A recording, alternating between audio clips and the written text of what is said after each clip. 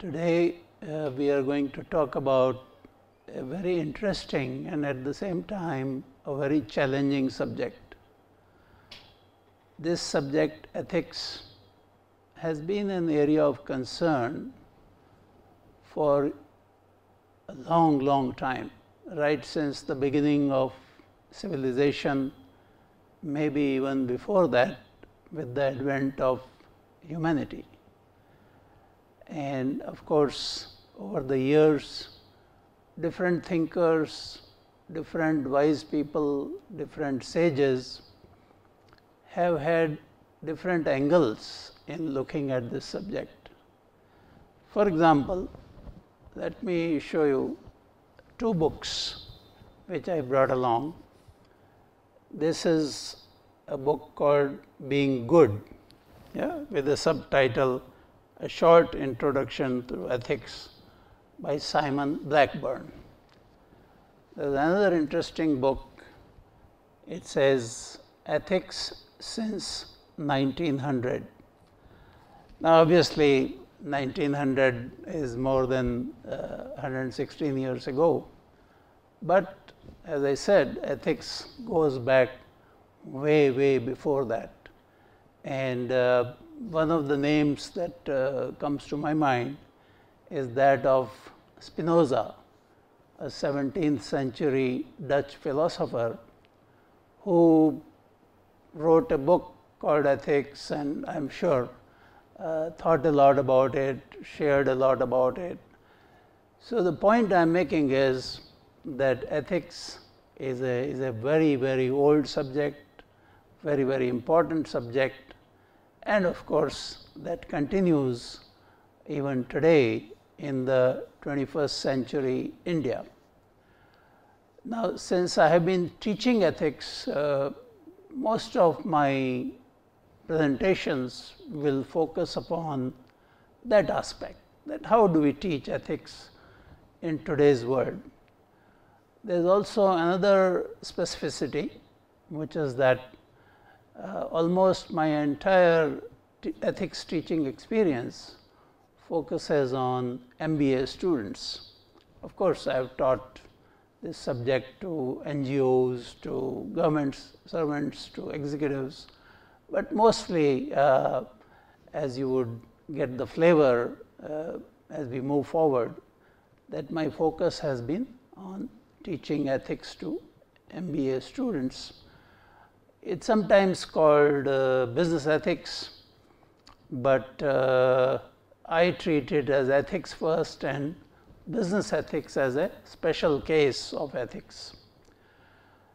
During the course of my efforts to teach, there have been many discussions, many even sarcastic remarks that business ethics is a contradiction in terms.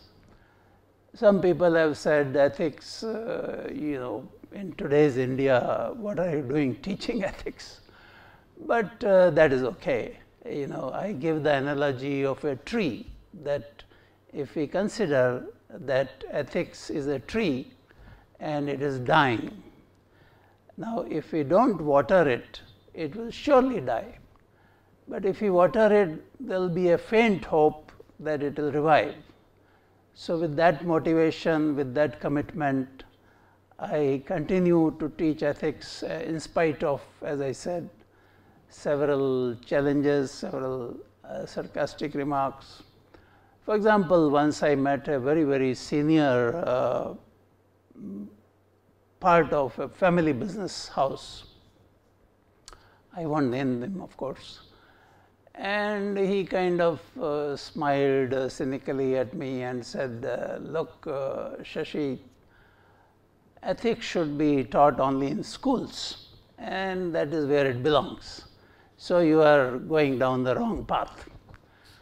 Well, I tried to convince him that ethics is such a subject that it needs to be, if not taught, at least discussed throughout a person's life, and I hope that the logic is easily understandable. when we talk to a batch of MBA students and talk and discuss about ethics, the vocabulary, the approach we take, the examples we give are all totally different than what a teacher would do while teaching ethics in a school, let's say 7th grade children.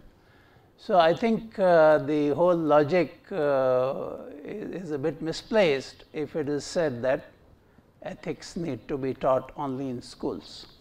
I think ethics is a subject which needs to be revisited throughout one's life. Surely, as we grow up in school, through our parents, through our neighbors, other people who influence our thinking, our value system, and therefore, it's an ongoing process. As long as we are on planet Earth and an individual is on planet Earth, he or she must give thought to ethics. And of course, as we move forward, I'll touch more on that in due course from different perspectives. Going back to people who have thought about ethics, who have talked about ethics, a very, very famous and impactful example that comes to my mind is that of our own traditional book, Bhagavad Gita, which is attributed to Lord Krishna. And it's an amazing compendium of guidelines, ethical issues, and I would highly recommend to people, even if you don't know Sanskrit, I am sure there are very, very nice translations available in diverse languages, and it's one of the most important books on ethics, in my opinion. Coming back to 21st century India, it's a challenge, as I mentioned earlier, to talk about ethics, to discuss ethics, particularly to teach ethics, and more so to MBA students. But as I said, it needs to be done, and the challenges need to be kept in mind. What are the challenges I am talking about here? One challenge, of course, is the entire environment, the milieu in which we live today in India. And I am reminded of an organization called Transparency International, which categorizes, which judges, which assesses various countries in the world on this parameter of ethics. So, and it's worth going. We should go and visit that website, Transparency International, and see where we stand, where we as India, a nation, stand vis-a-vis how it happens in other countries. And it's a very eye-opening exercise. So, the challenge is that in today's environment in India, to talk about ethics, and not only to talk about it, but to try and convince youngsters particularly that behaving ethically is important, and that cynicism which is rooted in the ambience today. Every day you read newspaper, and at least I would say 50% of the news touch upon some unethical behavior and apparently rewarding unethical behavior. So, the cynicism is natural, but it's a challenge to counter that and to convince logically that yes, ethical behavior is the right way to go. There is also the challenge of the subject itself. Ethics, which deals with behavior, we'll come to that somewhat later, deals with our own behavior. And we are human beings we work through stimulus response kind of a process, and motivation feedback loops are important to guide our behavior and to push us into some particular direction. Now, in the case of ethics, the feedback loops are very long in time, very long in space. For example, if I cut a tree outside my house, nothing happens to me, as if there was nothing wrong done. Only when we look at this as a process of decreasing supply of oxygen, because trees give us oxygen.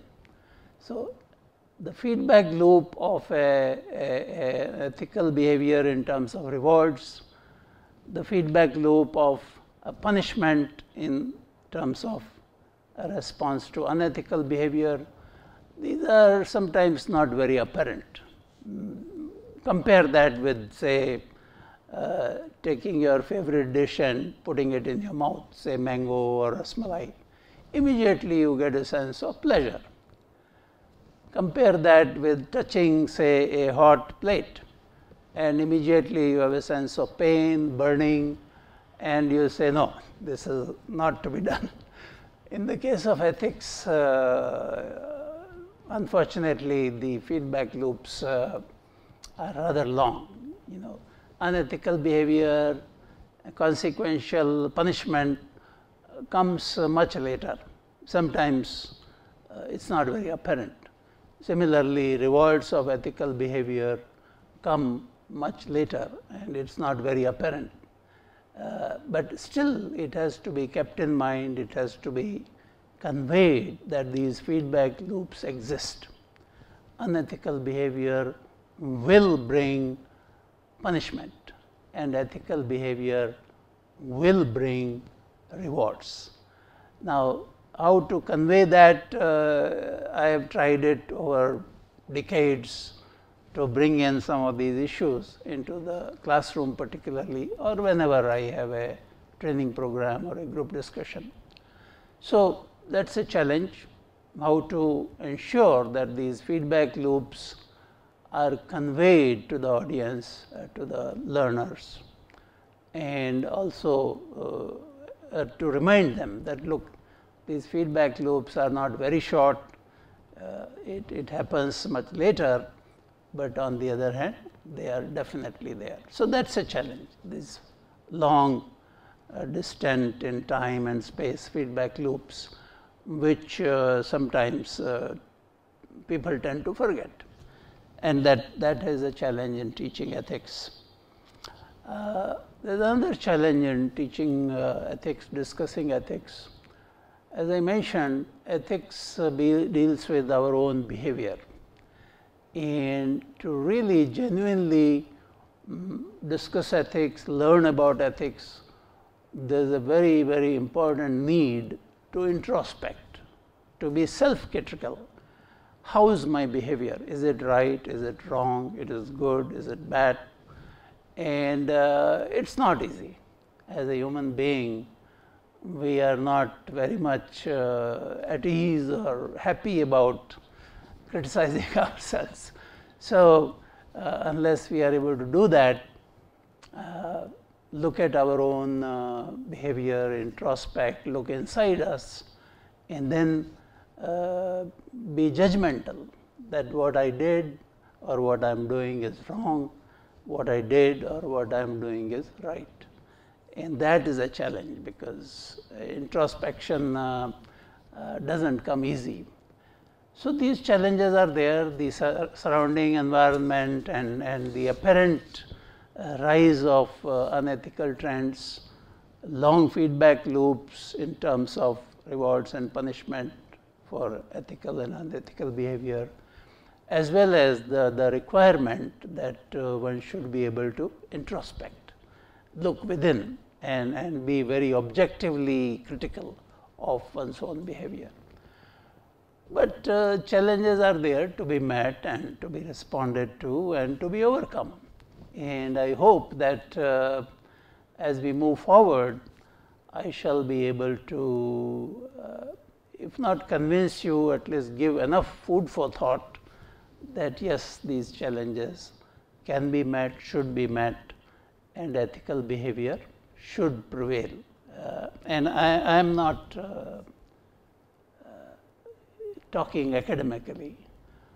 This is very, very important, and it deals with whether we as a civilization will survive, we even as a species, Homo sapiens, would survive on this planet Earth. Many people say that man will destroy Earth or nature. That's not correct. Man cannot destroy nature.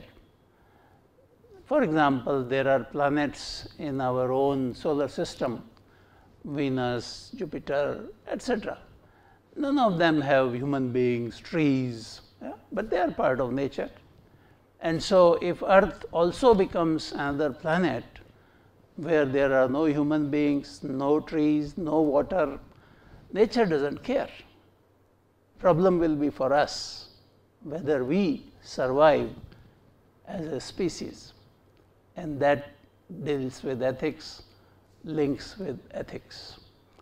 I hope that with this introduction, you are at least curious that what ethics is all about.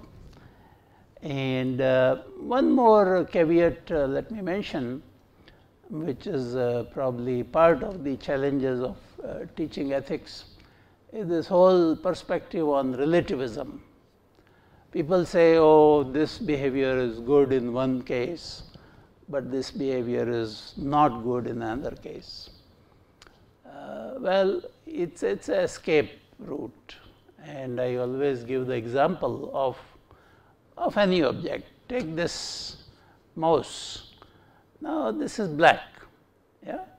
Now, if you wear some different colored glasses, it may appear, or let me take the example of this paper. Yeah, it's white. If you are wearing green glasses, it will look green. If you are wearing red glasses, it will look red. But the truth remains that this is white. And that's my counter argument to relativism. There is nothing relative about ethics. Ethics are universal. They are, as we say in our language, shashvat, unending, unchanging. And if something looks different, then maybe it is not ethics. That's also possible. And we will talk about these other guidelines for behavior or other aspects of behavior which are not to be categorized as ethics. So, I hope that you are now ready, curious, and open-minded about discussing ethics, learning about ethics, talking about ethics, and you will not be able to learn just because I am saying something. You have to listen carefully, you have to absorb what is being said, and then you have to think about it in your own context.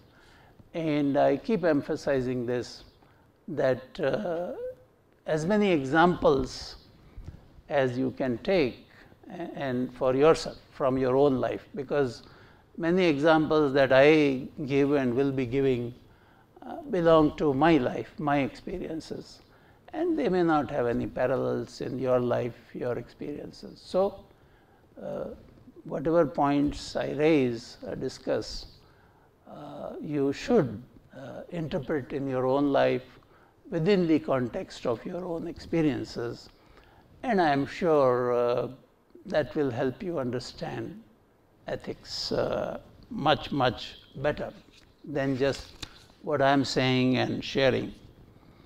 So, basically, the way I teach, I discuss ethics is through some simple but powerful questions.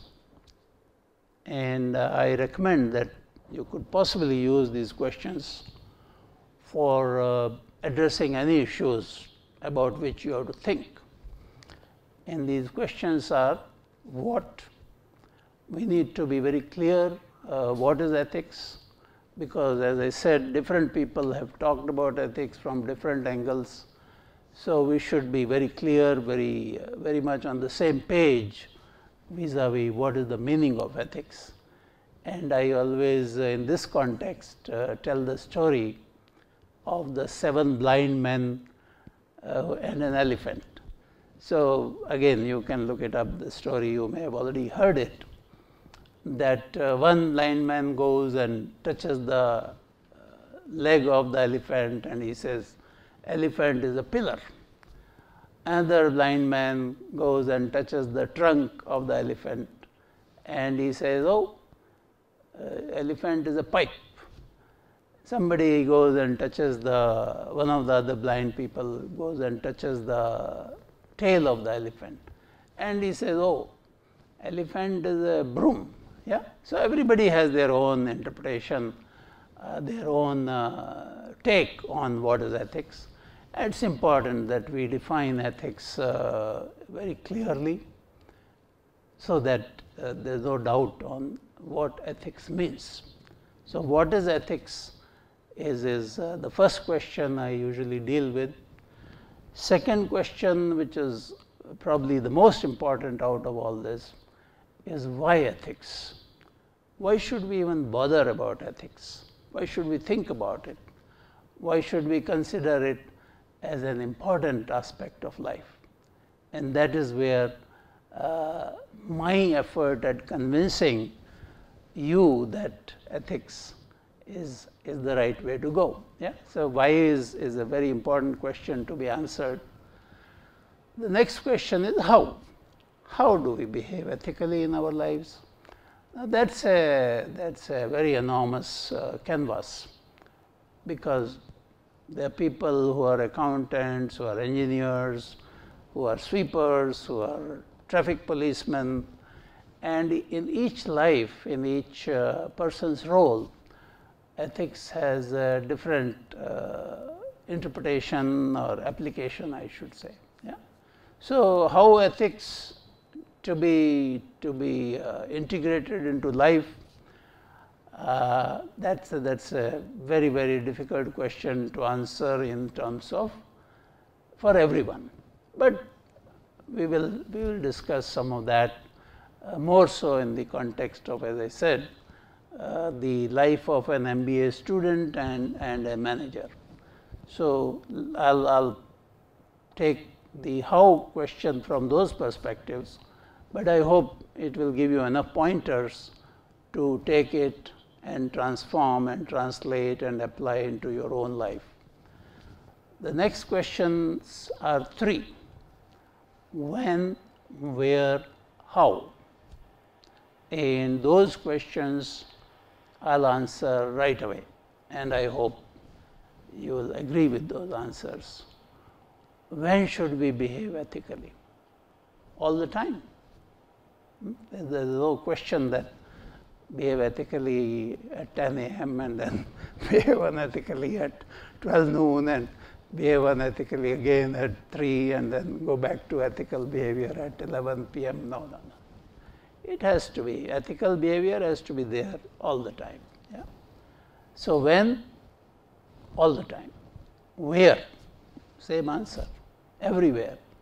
You cannot say that at home I'll be ethical and then when I go out I'll be unethical, and on the playground I'll be ethical, but in the cinema hall I'll be unethical. No. You must be ethical everywhere. So the answer to where? Everywhere. Who? Again has a very simple answer. Who has to behave ethically? I have to behave ethically. Not you, not they. I have to behave ethically. It is my responsibility to behave ethically, and it's important. So to summarize, ethics has been an area of concern for humanity for centuries, millennia, right since the dawn of civilization, and rightly so, because as we will discuss, it plays a very critical part of our being a society. You know, we live together, we live in a situation where we are interdependent. Other people are dependent on us, we are dependent on others, and we'll take those examples. So, and even just like it has been an area of concern for millennia, today continuing in 21st century India, it is a very, very important subject for discussion, for learning, and for internalization, implementation. As I said, it's not an academic subject. Okay, so that part is one. We discussed about the challenges in discussing this topic, the cynicism, the skepticism, the prevailing environment, long feedback loops, and the need to be objective in self-criticism. And of course, the whole issue of the fact that we have to be aware of these long feedback loops, keep away from escape routes like relativism. Yeah. And then at the end of it, what we have touched upon are these 6 important questions: what, why, how, when, where, who, which will drive the flow of further discussions on ethics. Thank you.